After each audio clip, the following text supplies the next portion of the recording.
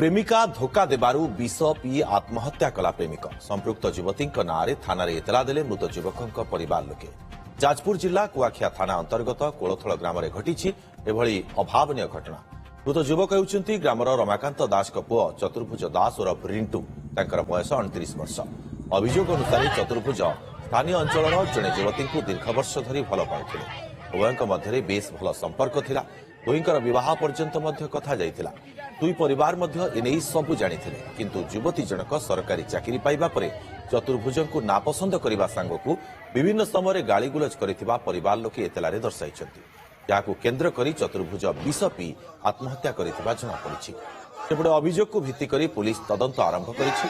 तेणे अन्यपटे जो युवती विरोध में मामला रुजु होइछि से किंबा तांको परिवार वर्गक पक्षरु एने कोनोसी प्रतिक्रिया मिली पारि नाही।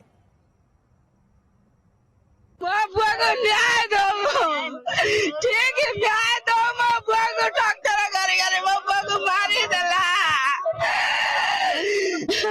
15 वर्ष हेलाणी गाँव झील मो बुआ को भल पाउला। ताकू करछे लास्ट समय से हाई स्कूल चाकरी गला मो बुआ को मना कर देला। मो बापा जोड़ी का बाबू जड़ी बाबी दारू गाड़ी बड़ी बंद कर देबा। फेर गाड़ी में से बड़ी कथा कहबो। मो पुओ ना चतुर्भुज दास, तार बयस 29 वर्ष। से झील सहित संपर्क रखिथिला। से झील लास्ट मोर 20-25 लाख टका बर्बाद करदेला। ताकू सिटी बीडी सबू करे चाकरी करैछि, किंतु फेर पर झील पंकर कम पाटी मुंड है। से झील कहला मु तते बाहाबिनी, तू गोटे डिस्ट्रीब्यूटर धूप बेपार करूछु, गोटे बाध्य पिला।